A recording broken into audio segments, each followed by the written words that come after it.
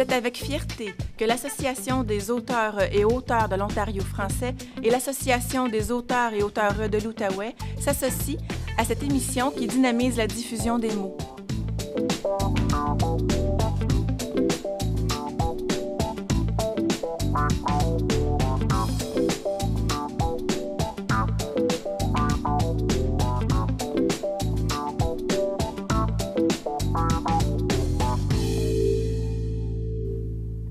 Aujourd'hui, à l'émission Après les mots, nous nous intéressons au discours et à leur analyse. Et pour commencer, j'ai invité quelqu'un qui a beaucoup écouté les discours et qui a écrit sur ceux-ci, Patrick Voyer, ancien journaliste. Bonjour. Salut, Patrick. Mélanie. Donc depuis, tu as aussi fondé une boîte de communication, oui. Mais avant tout, tu étais journaliste. Donc c'est à ce titre-là que j'aimerais discuter avec toi pour commencer. Donc dis-moi, de quelle façon est-ce que tu traitais les discours qui étaient présentés devant toi ou les communiqués de presse finalement qui t'étaient présentés en tant que journaliste? Parce qu'on peut créer un parallèle entre les deux. Il y en a qui lisent leur discours, donc c'est comme s'ils lisaient un communiqué de presse, donc les deux sont très familiers. Le premier réflexe du journaliste, ça va être d'aller chercher l'information, évidemment. Donc, de quoi on parle? On a une idée dans le titre, on a une idée dans le premier paragraphe. Donc, les mots-clés, finalement, les sujets, les idées clés. Bien important. Et ensuite viennent les citations. Donc, dans ce temps-là, on pèse le pour et le contre. Est-ce que la citation, c'est du bourrage de crâne? Est-ce qu'il y a de l'information dans la citation? Est-ce qu'il y a la ligne du parti dans la citation? Même si c'est au niveau municipal, peut-être que le politicien va essayer de faire passer des idées, tout ça. Donc, il faut peser le pour et le contre et surtout faire le tri. OK, donc je me posais justement la question. Je pense qu'on s'intéresse à savoir qu'est-ce qui se passe avant que on lise le journal. Est-ce qu'il y a eu un filtre posé par le journaliste, par celui qui l'a écrit, ou il a transmis le plus fidèlement possible le message qui a été donné? Il faut. Et ça, c'est... Peu importe qu'on lise un communiqué, donc qu'on fasse un rewrite de communiqué dans le jargon. Donc, réécrire un communiqué, ça le dit. Il ne faut pas faire du copier-coller. C'est parce que, justement, il peut y avoir des messages subtils passés là-dedans. Donc, il faut s'en tenir à l'information, donc de quoi on parle. Et dans ce temps-là, on écrit notre texte de façon objective et informative.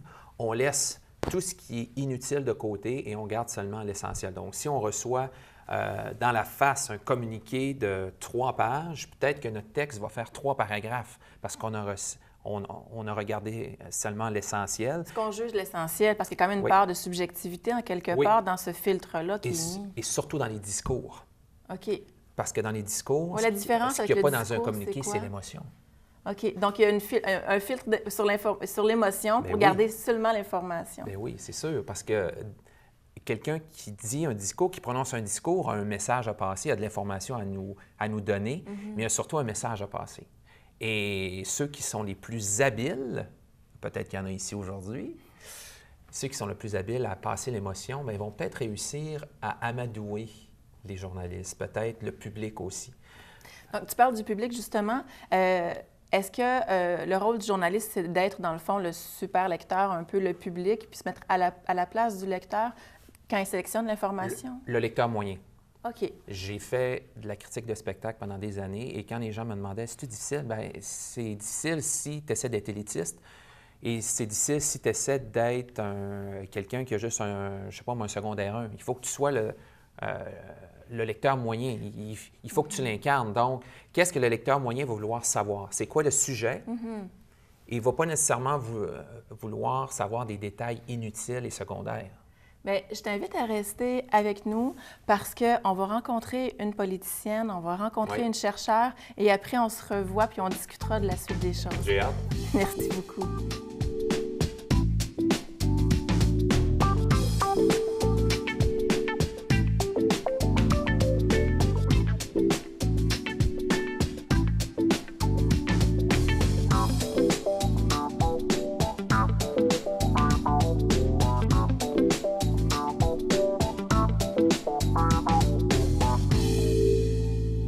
Nous avons maintenant en studio Mireille Apollon, conseillère municipale de la Ville de Gatineau et présidente de la Commission des arts, de la culture et des lettres et du patrimoine, ainsi que Laurence Pelletier, candidate à la maîtrise en études langagières de l'Université du Québec en Outaouais. Bonjour, mesdames. Bonjour, bonjour.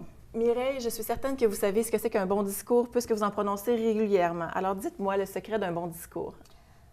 Bon, j'en prononce oui régulièrement. Un bon discours, je ne sais pas s'ils sont toujours bons, là, mais pour moi, un bon discours, c'est un discours qui me laisse à la fin avec, disons, la quasi-certitude que j'ai rendu les citoyens de la ville de Gatineau qui étaient là avec moi encore plus fiers d'appartenir à leur ville, qu'ils savent un peu plus ce que la ville fait pour eux, avec eux, et qui sont capables et qui ont le goût de continuer, qui ont une fierté identitaire qui se renforce.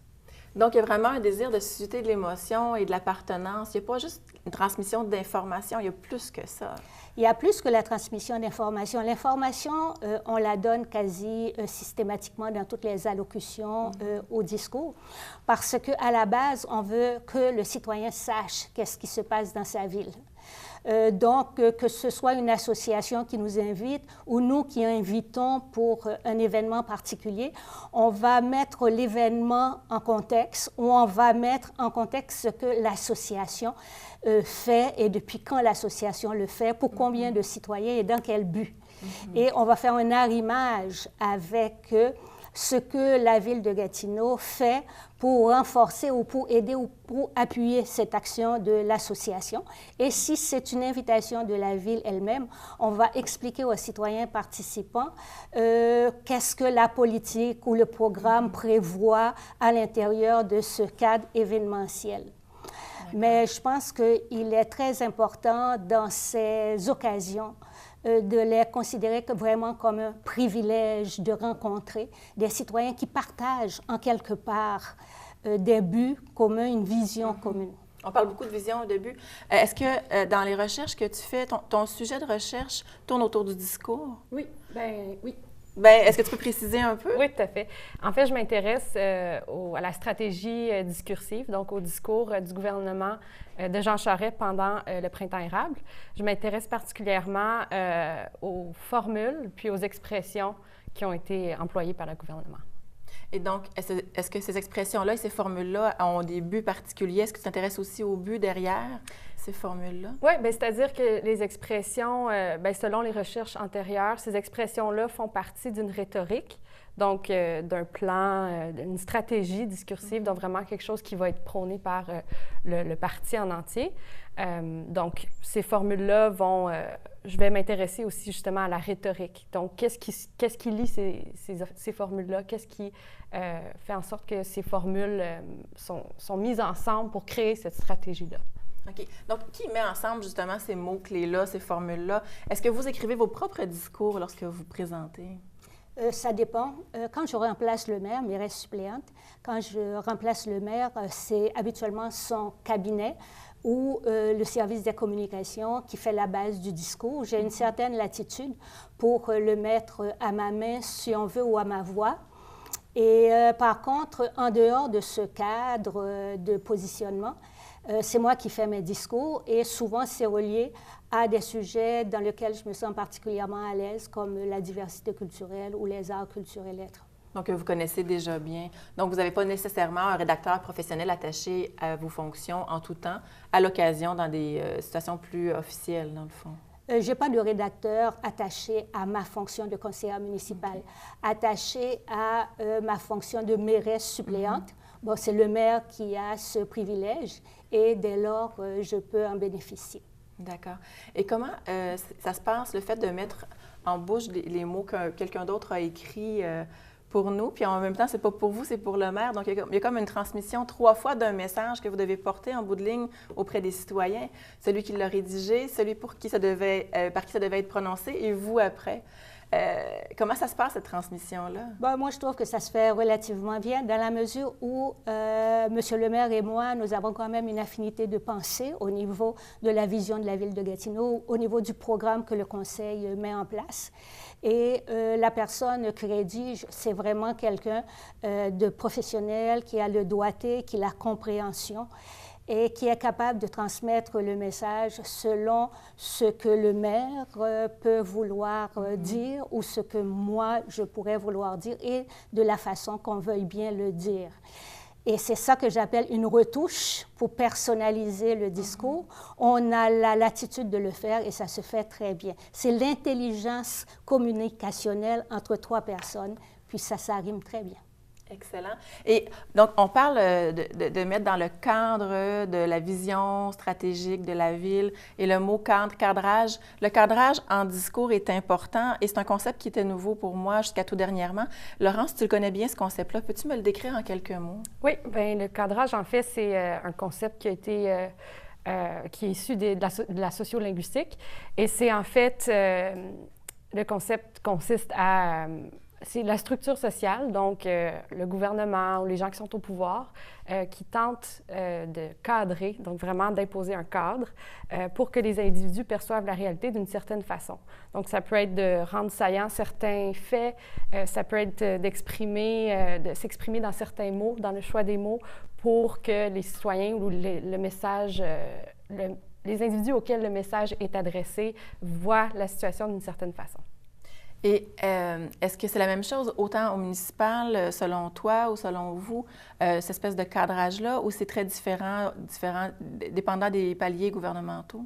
D'après moi, ben, de ce que j'ai entendu de Mme Apollon, elle parlait d'une vision commune qu'elle avait avec M. Penneau-Jobin.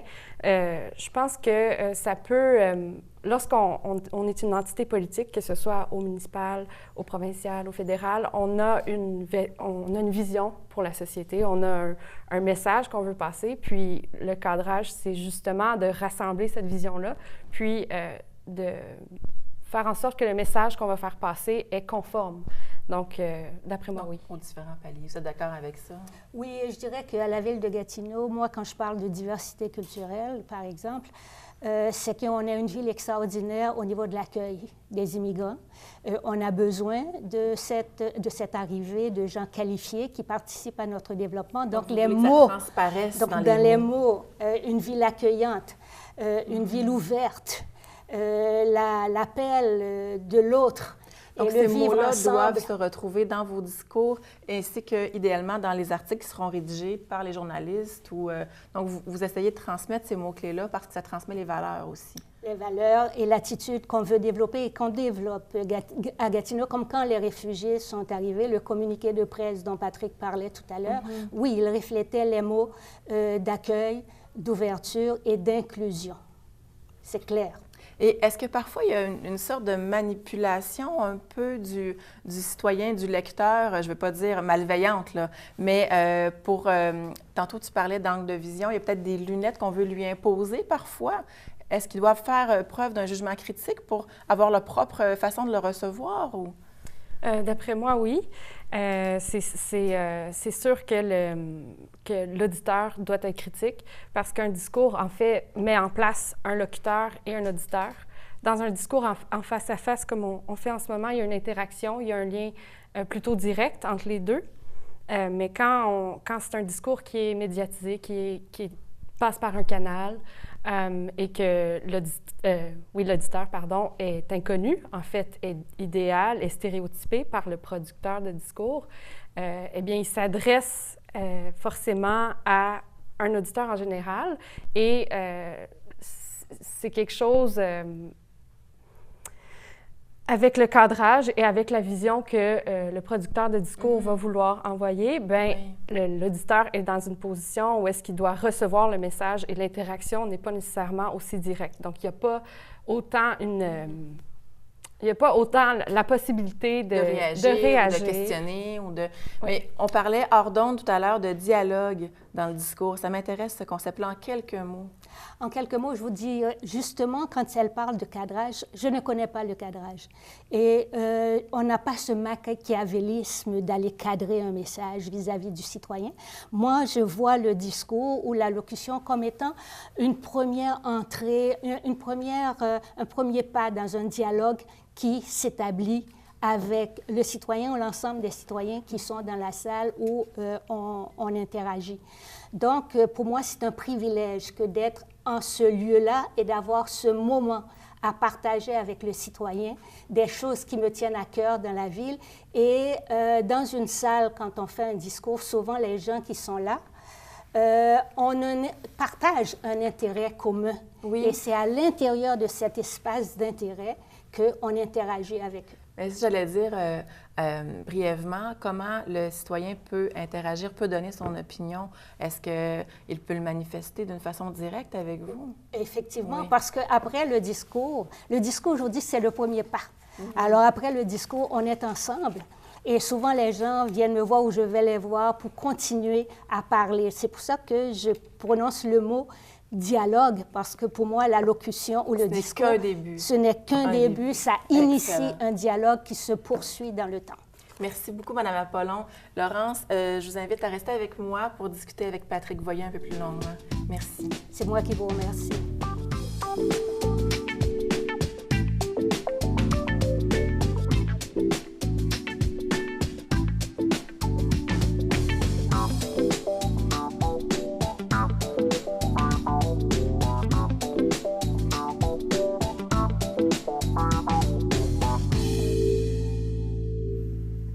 À nouveau en studio avec nous, Patrick Voyer. Et j'aimerais savoir, pour toi, c'est quoi un bon discours, de ta perception des choses? J'ai été journaliste 12 ans, puis quand j'ai réfléchi l'autre fois à comment je te présenterais ça, et pour que monsieur, madame, tout le monde comprenne bien c'est quoi un discours, un bon discours, c'est comme un bon communiqué, c'est comme un gâteau. Un gâteau? Oui. Il y a 2 éléments dans un gâteau. Donc, le gâteau en tant que tel, il ne faut pas qu'il s'effrite, il faut qu'il soit moelleux, il ne faut pas qu'il soit trop riche, mais il faut qu'il se tienne. Parce que s'il s'effoire, le message s'effoire. Donc, la base, c'est l'information. Il faut que dans ton discours, tu aies assez d'informations pour que ton gâteau lève, mais pas qu'il écœure ton auditeur. Pas trop sucré. Et en parlant de sucré, le deuxième élément, c'est le crémage. Et le crémage, c'est l'émotion. Parce que quand tu livres un discours, que tu prononces quelque chose que quelqu'un d'autre a écrit, c'est important de mettre un petit peu d'émotion, mais pas trop. Sinon, les gens ne te croiront pas nécessairement, puis ça va paraître faux. Un crémage trop sucré, ça nous tombe sur le cœur, justement. Donc, un discours où la personne en met trop, non seulement on ne la croira pas nécessairement. On n'écoute plus, simplement. On n'écoute plus. Puis, Mme Apollon le disait tantôt, quand c'est trop... non, c'est toi qui le disais, quand c'est trop teinté de la ligne éditoriale, on le sent aussi, là, que la personne veut nous bourrer. Là. Dans ce temps-là, on met nos œillères, puis on se concentre sur l'information, tu sais. Puis, c'est arrivé à un moment donné, j'ai assisté à une conférence de presse, il y avait 6-7 politiciens qui étaient descendus de Québec, grosse affaire, ça a duré 1h30. Mon texte avait 2 paragraphes. Il y avait du show, là, c'était incroyable. Beaucoup de crémage, puis pas tant de contenu. Mais est-ce que, Laurence, est-ce que c'est intéressant d'analyser un discours qui a beaucoup de crémage ou ça l'est moins dans la posture de la recherche? Puis comment on analyse ça, un discours, en fait?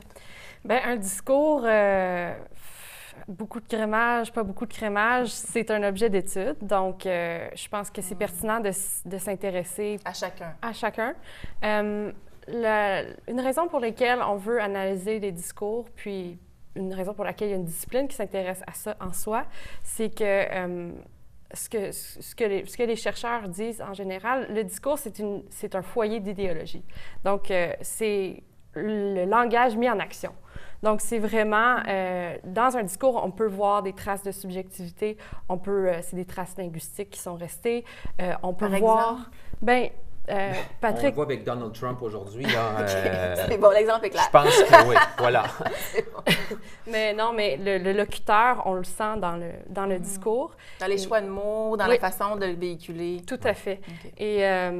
Et ce qui est intéressant aussi, par exemple, dans mon projet de recherche, c'est que le discours, pas nécessairement ce qui est prononcé en conférence de presse, mais le discours, ce qui est prononcé par les politiciens quand ils se font interviewer par les journalistes ou quand ils sont en caucus, c'est qu'ils répètent les mêmes expressions, utilisent les mêmes formules, puis c'est à ce moment-là qu'on perçoit le plus la volonté de vraiment cadrer là, la réalité, puis d'employer des mots, par exemple, d'employer un mot comme...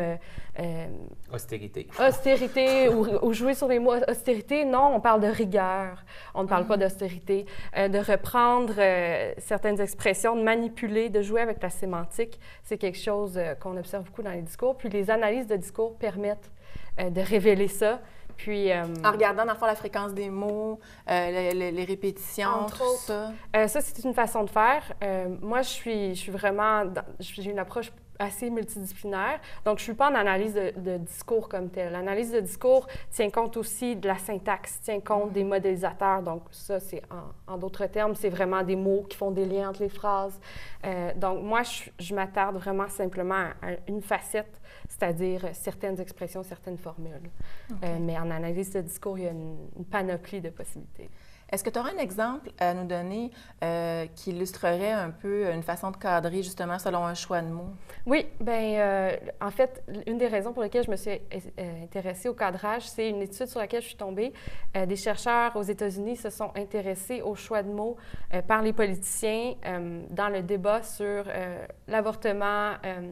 Un sujet très émotif. Donc, un sujet très émotif et il était en processus de légifération.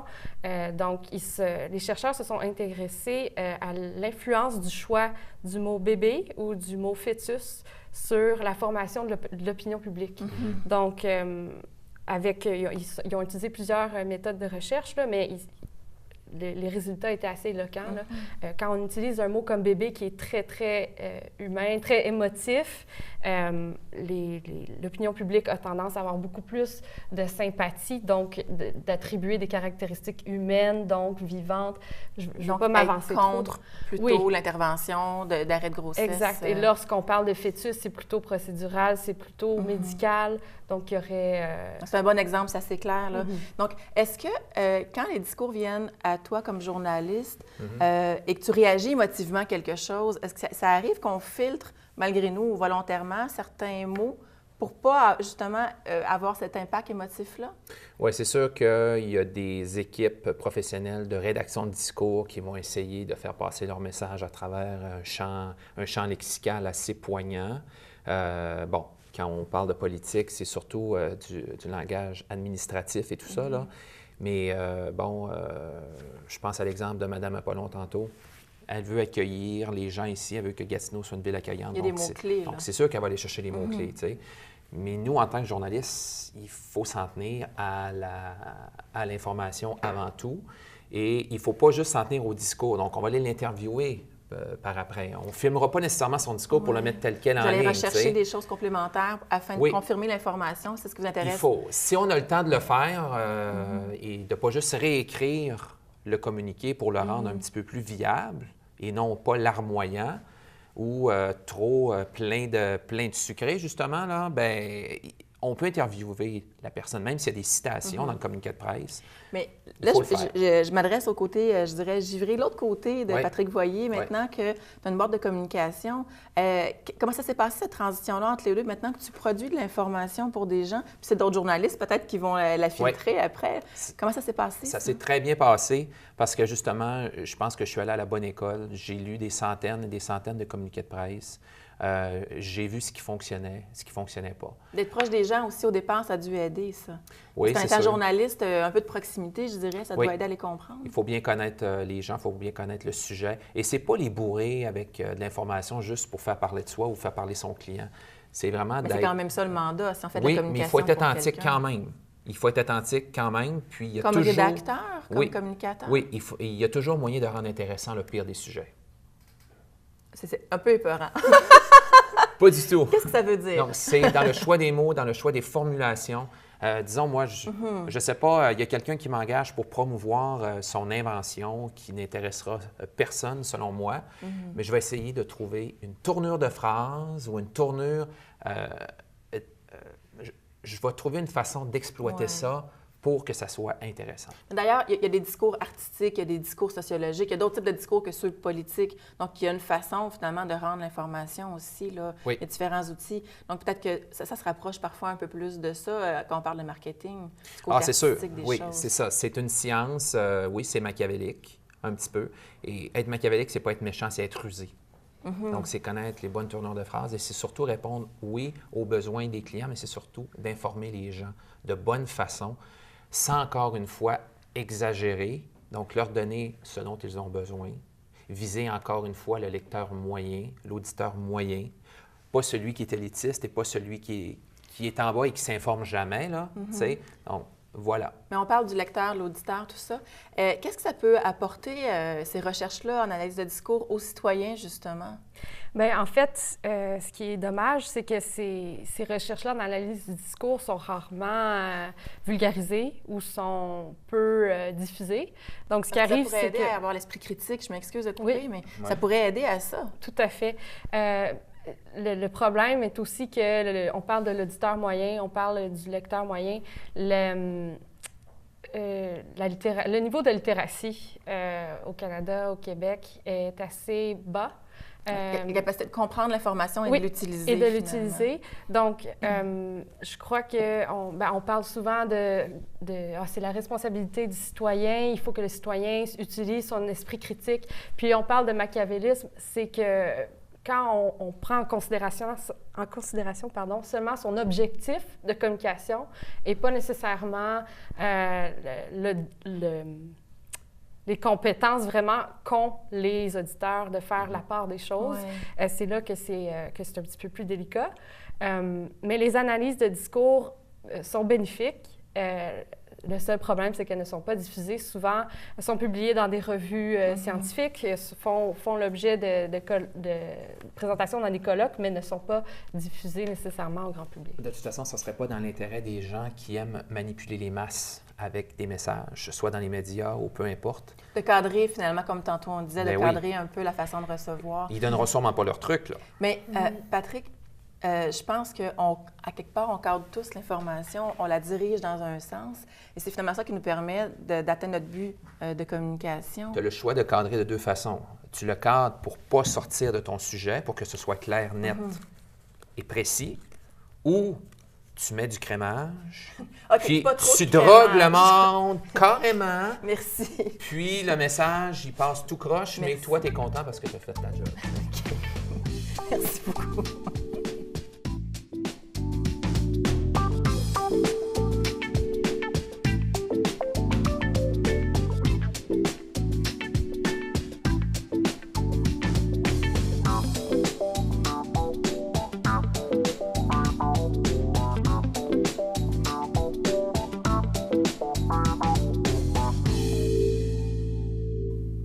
Je tiens à remercier mes invités, Patrick Voyer, Mireille Apollon et Laurence Pelletier, qui m'ont permis chacun à leur façon de comprendre qu'un discours, en fait, c'est un message envoyé aux citoyens et qui permet d'être mieux outillés, d'être mieux éclairés pour agir.